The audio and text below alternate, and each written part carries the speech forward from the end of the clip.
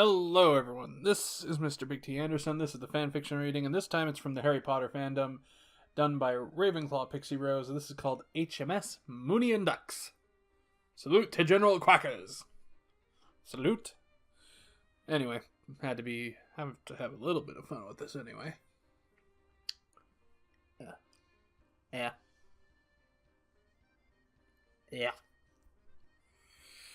Anyway.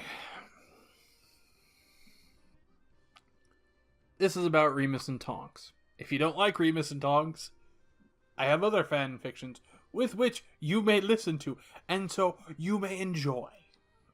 This month, it's my choice, so I get to pick a bunch of them that I liked, and we are gonna do it up. And next month, it's gonna be y'all's choice.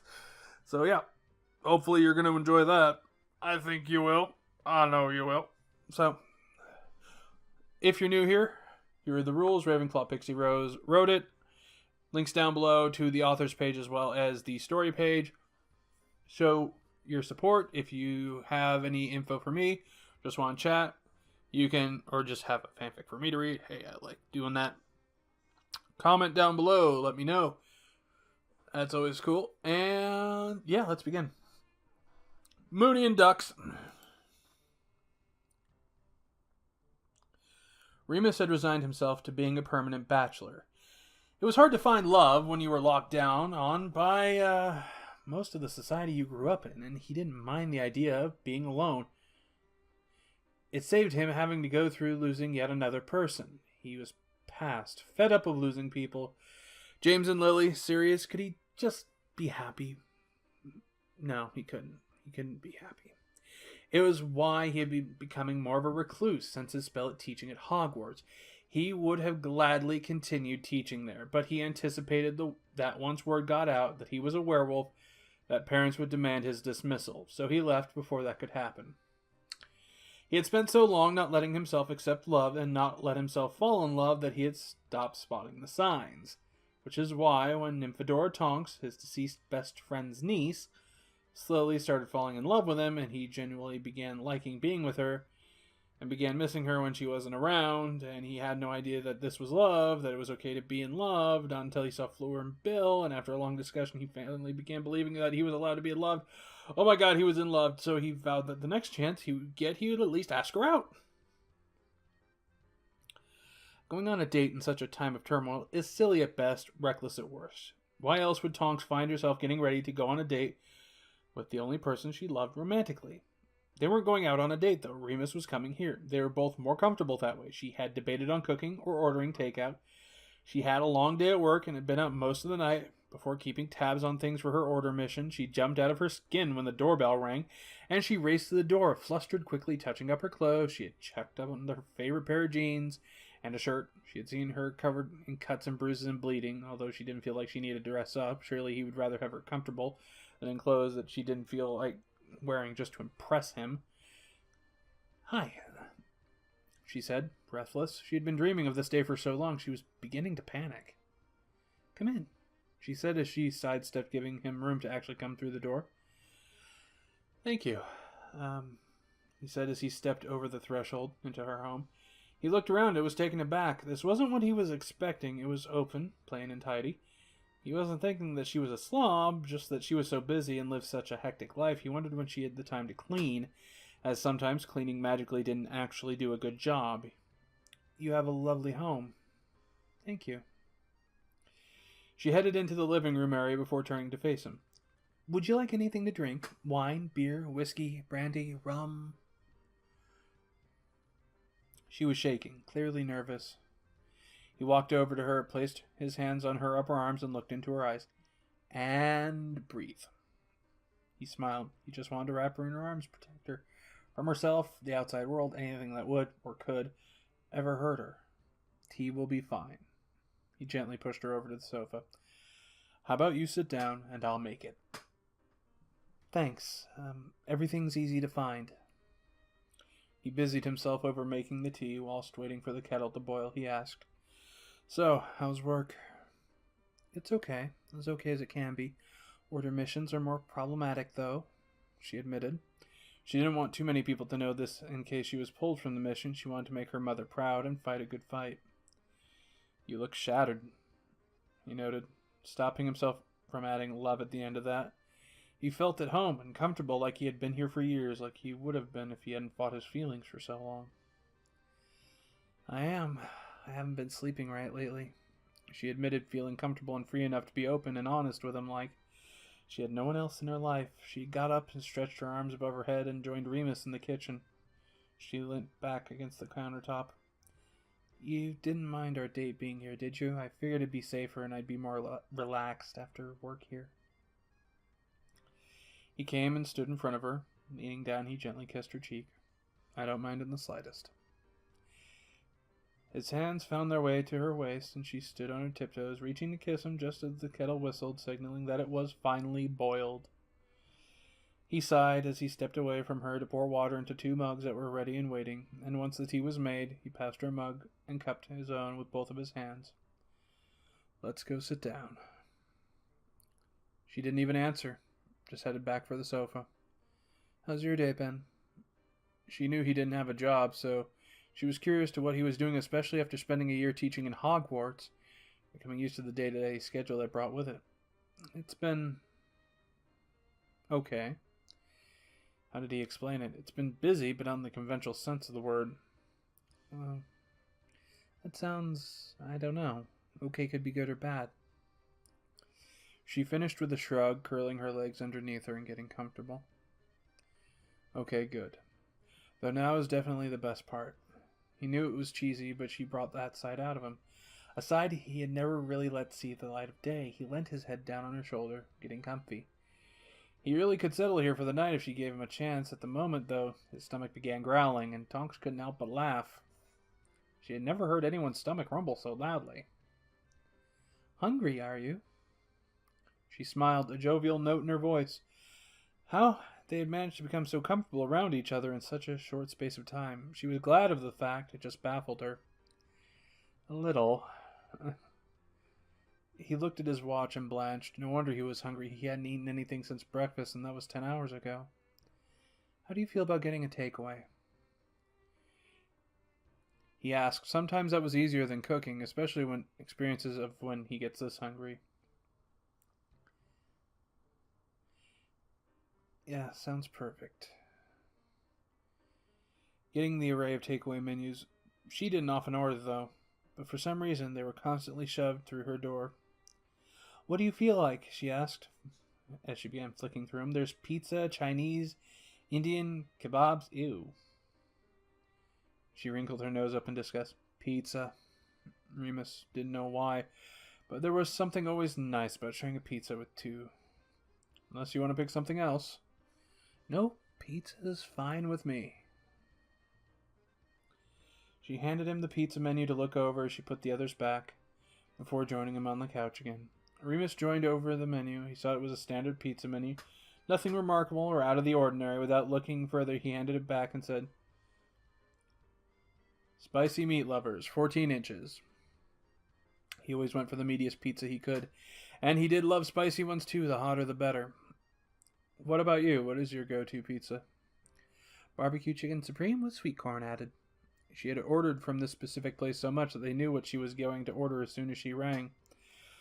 Normally with a side of wedges and alcohol. She laughed. She had a habit of needing a glass or two of some alcoholic drink to unwind after a day at the ministry, but today that didn't seem to be the case. She had no desire to retrieve the bottle of wine in the cupboard and pour herself any.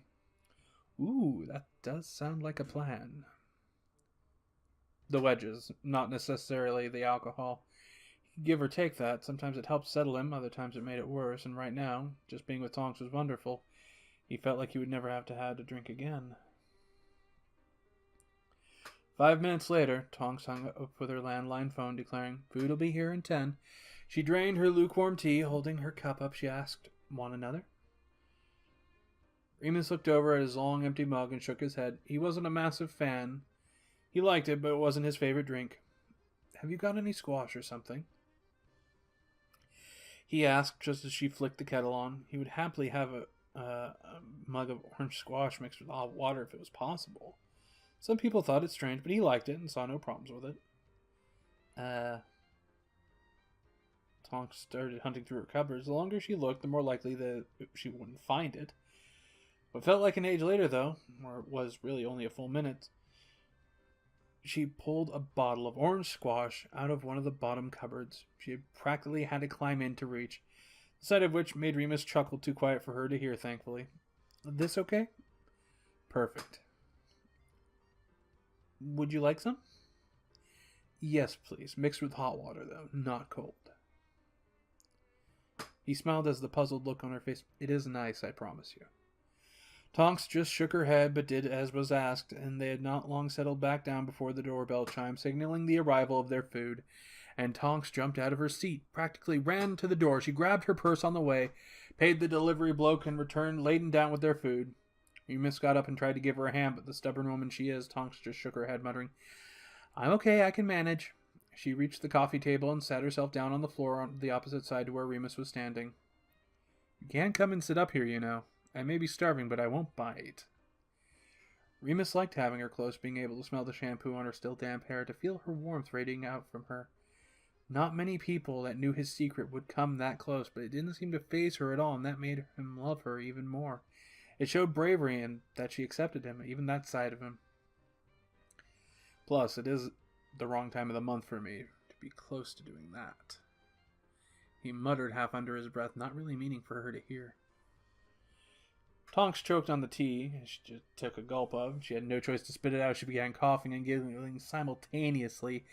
She had heard what he muttered. With a smile on her face, she got up and joined him on the sofa, which immediately made him put his arm around her waist and pull her into his side. That's yours, indicating the box in front of him before opening up her own and the wedges. Thanks. He opened his own pizza box and grabbed a slice and began eating. He really was famished. He hadn't realized to what extent until he smelt the food. He got through half of his before he'd realized. He looked over and noticed that Tonks was still only on her second piece. That fact meant that he felt like a pig, and hoped he hadn't been watching him at all. And he knew it wouldn't have been a pretty sight. He leant back and relaxed before carrying on with his food. It's been too long since I've had pizza, he mused, licking his lips and fingers. This is good. Really good. The best I've ever had. He was rambling. He needed to stop. He closed his pizza box and got up. Sitting there would do him no good. Where are you going? She asked, worried. He turned her down so many times in the past, so she was shocked when this was arranged. And she'd spent so long between then and now fretting he'd change his mind. Right now, that was the feeling in her gut. Just stretching my legs and taking a little break from food. She smiled. He smiled, trying to convey reassurances that he was going nowhere. She relaxed a little and smiled. How about we watch a film? She had a Muggle TV and video player and some films on video in the flat. What type of film? He asked, mentally pleading, not a rom-com, anything but a rom-com. A Disney film? Sure. He shrugged, not knowing what exactly he was letting himself in for. Have you got any alcohol? He asked if there was a chance he was going to end up watching a more girly film. He wanted alcohol. Tonks nodded as she got up to grab a video and set it up. Top cupboard for the glasses, bottom cupboard for fridge, or fridge for the wine. That was all she had, other than the spirits. But to start with them, that was a very dangerous game to play, or it was for her. He went to the kitchen and grabbed the glasses and bottle of red and returned to the table, setting the glasses and bottle down. So, what are we going to watch? She smirked, holding up the video case. Beauty and the Beast. She replied, returning to the sofa. Lately, the film had become her favorite, and the one she always put on. She figured it was because she could relate to it, and as it was ever since she fell in love with Remus, she figured it was probably cruel for her to pick this one, but she was on autopilot. So, what's it about? Nope, you'll have to watch it and find out.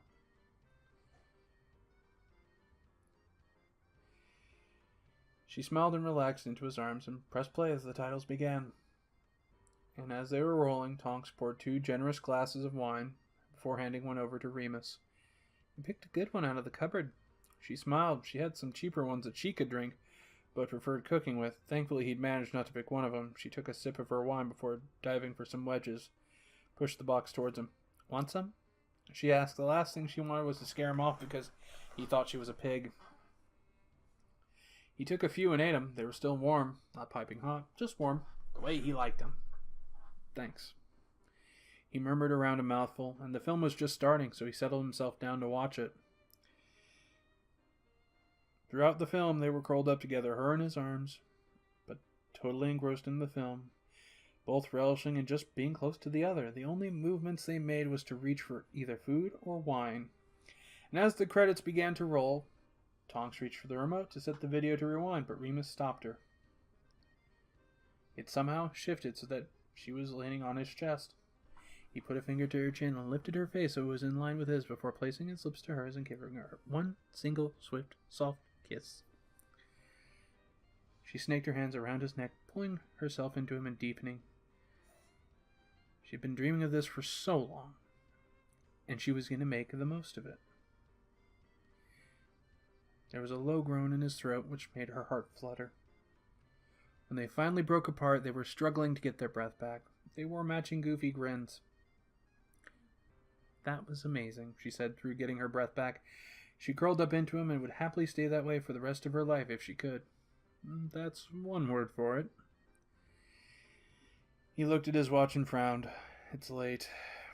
I should probably go. You've got work in the morning after all. He drained his glass of wine and stood up.